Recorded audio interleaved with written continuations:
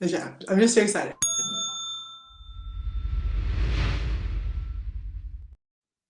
Hello, everybody, and welcome back to the We Know Traitors podcast over here on RHAP. I'm your host, the Duke of Deception, Pooya and Scally. With me, my co-host, Brian Patrick Scally.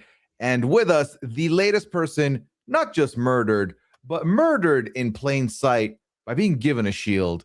Must have been a hard pill to swallow. How are you doing at this time? You know what? I am doing okay, but I'm so excited to be here, Pooya, Scally. I love you. Huge fan, patron, rehab. Sorry. Okay. Love you.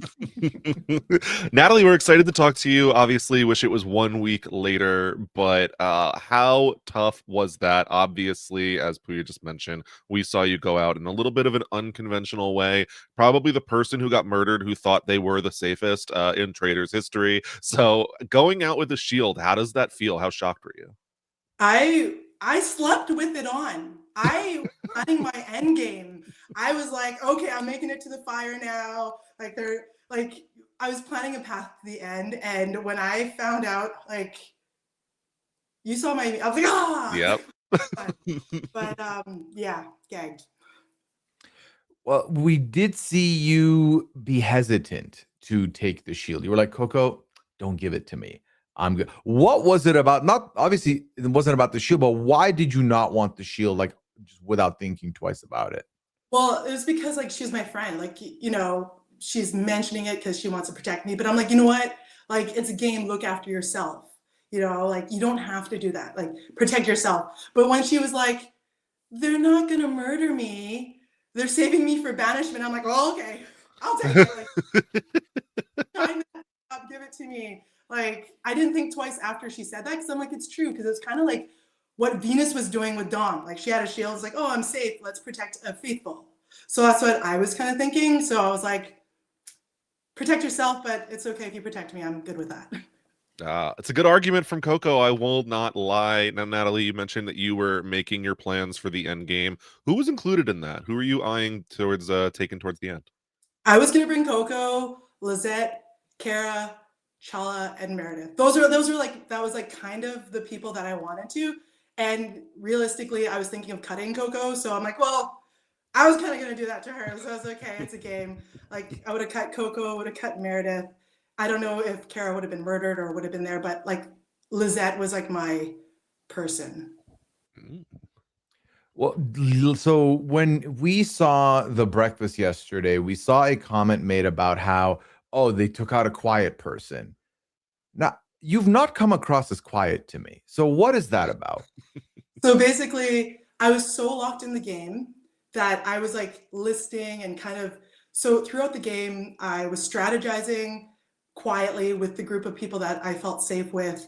I would kind of branch out, but I was really cautious. I was trying to be a passive player and make it to the end without being too suspicious and not enough to be banished.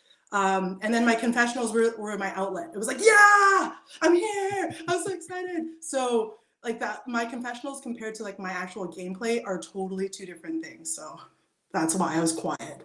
Yeah, Natalie, you found yourself in with a group of people early in the game in the Grave Challenge. Kind of people were saying the thing that was in common where these are some quieter players. At that point, did that scare you at all? Did you change your gameplay or did you stick with the same strategy? Um, it was surprising watching it back, oh, they're boring. I'm like, excuse me? But at the time, I was shocked I was chosen. But then when we realized, hey, it's us four, we're all faithful, right? For real. But when I found out the mission was the faithfuls were going to save you, I honestly felt fine. I felt like I talked to a lot of people, I built relationships, and the very beginning of the game is speed dating. It's what's your name? What do you do? What do you do for fun? What shows do you watch? And you're saying the same things over and over. And then finally you have to suss out who are your people? So I felt like I talked to a lot of people and I felt like I was safe. How familiar were you with the reality TV alum that were on your season? First person I see, Kevin frickin' Jacobs. Well, Ty was next to me in the car, so I'm freaking out because I love Big Brother. And I was like, oh my God. But I honestly don't watch Survivor or like any dating shows really. So I was really familiar with Kevin and Ty. Everybody else was kind of like, it's okay. And I thought it was like a double-edged sword where it's like, I don't know their gameplay, so it's kind of clean slate, but you're missing out on what their strategies are and stuff. Natalie, we saw you had a strong reaction after the Omer vote out. What was it that caused you to go for him despite clearly having some type of relationship there? Well, honestly, like I said in my banishment thing, like I was a little closer to Coco than I was Omer. And, you know, if you're having to choose between two people, I'm going to like, the person I'm not as close with, I'm going to go.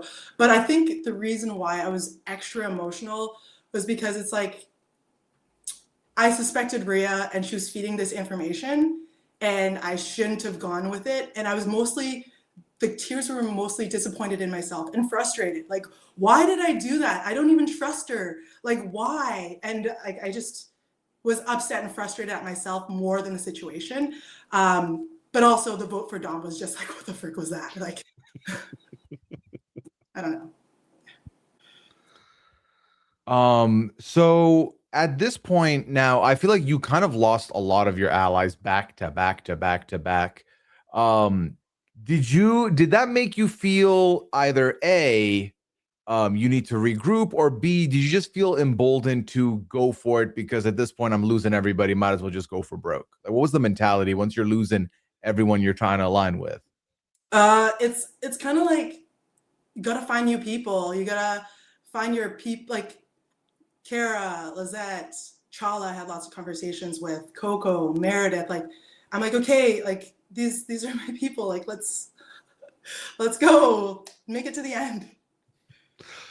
And also, I'm curious last week because there was such a big switch up on the reaction to Jericho, where people thought faithful of the faithfuls, kind of similar to you, where people really were not questioning you for some time. What made you go ahead and vote out Jericho last week?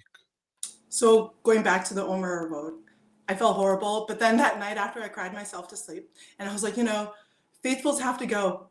I don't think Jericho would have taken me to the end, and that's where it's going. So you got like, okay, it's okay to let people go as long as it's not me.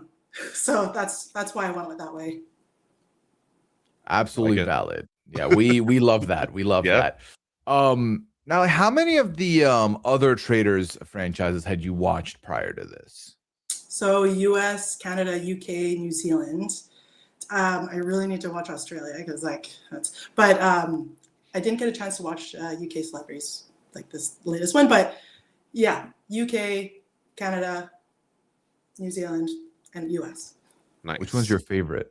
Ooh. My favorite? Oh, UK is pretty good, but you know, Canada's creeping up there.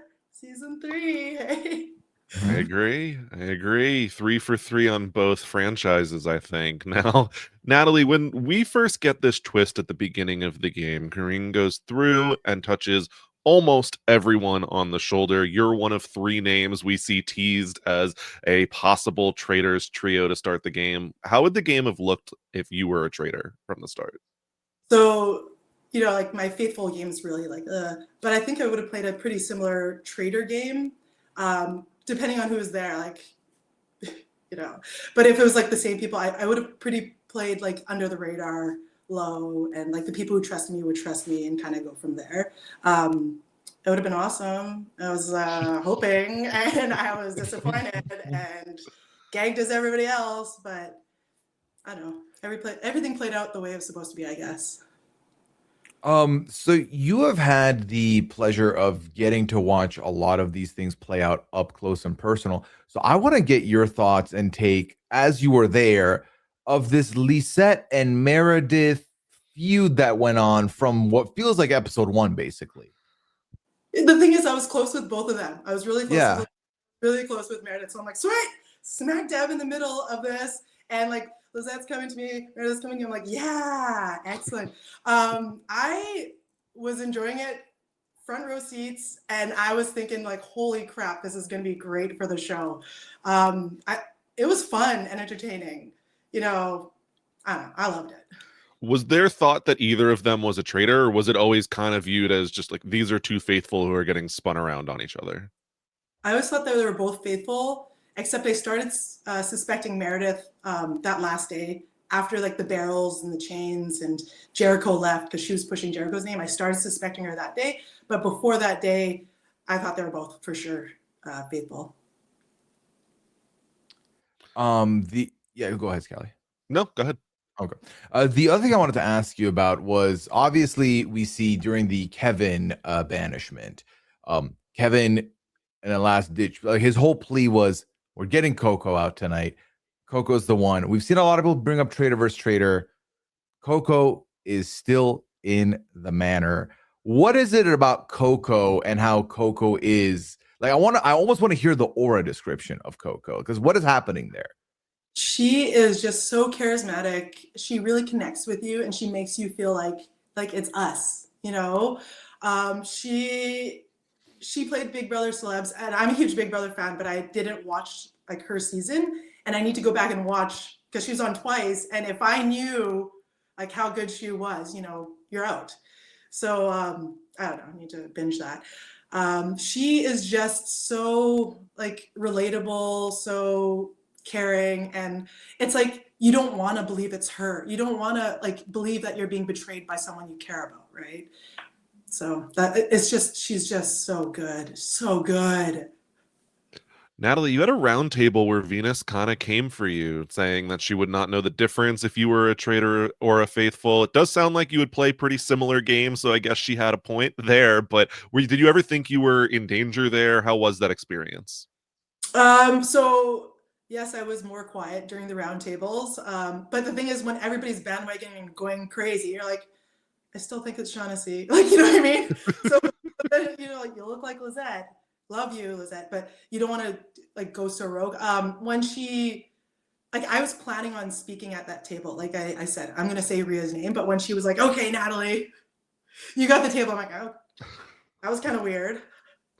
Spidey senses were tingling after that, but like, I'm glad that she gave me the opportunity to open up, because I don't know if I would have done that right off the hop too. So I was kind of like thankful at the same time. Sure. You mentioned you're a big fan of Big Brother. Who would you like to see from the franchise be on the Traitors next season? So when I found out I got cast, I thought Anthony and Spicy were going to be there together. Oh, Oh my God. for sure, because you know, like that would have been so entertaining. I'm like, ooh, Anthony's going to be here and Spicy. Those two would be really entertaining. Ika, I'm like, Ika's going to be there, but then I found out she's doing Amazing Race. I'm like, okay. Yeah, those would be my like three. Okay. Yeah. Let's say Anthony and Spicy V were there. Natalie, who do you start siding with here? Well, he usually goes after her allies. So A fair point. Gonna be my buddy, because if you're close to Spicy, you're God,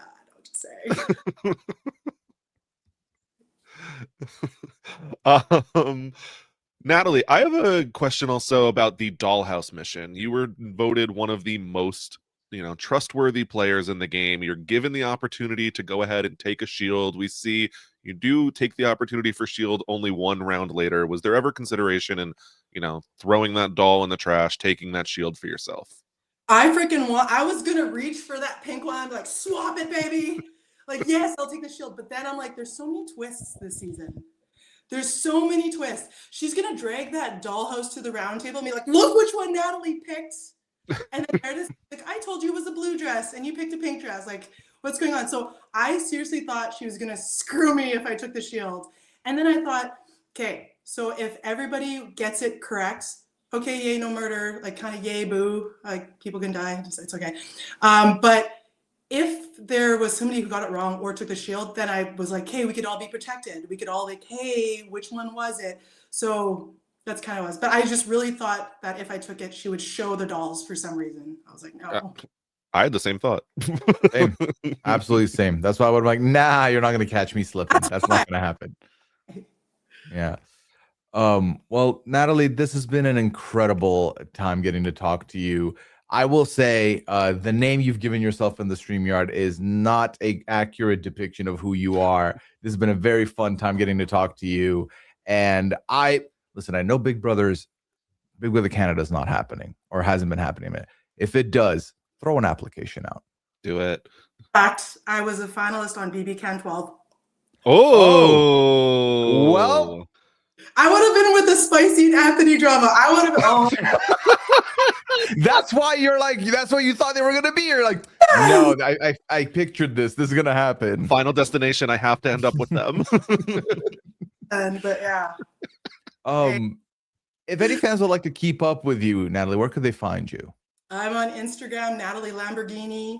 Follow me there. That's where I'm most active. And Twitter, Natalie Lamborghini on Twitter. Awesome. Perfect. Thank you so much for your time, Natalie. I love you guys. Thank you. Bye. Bye.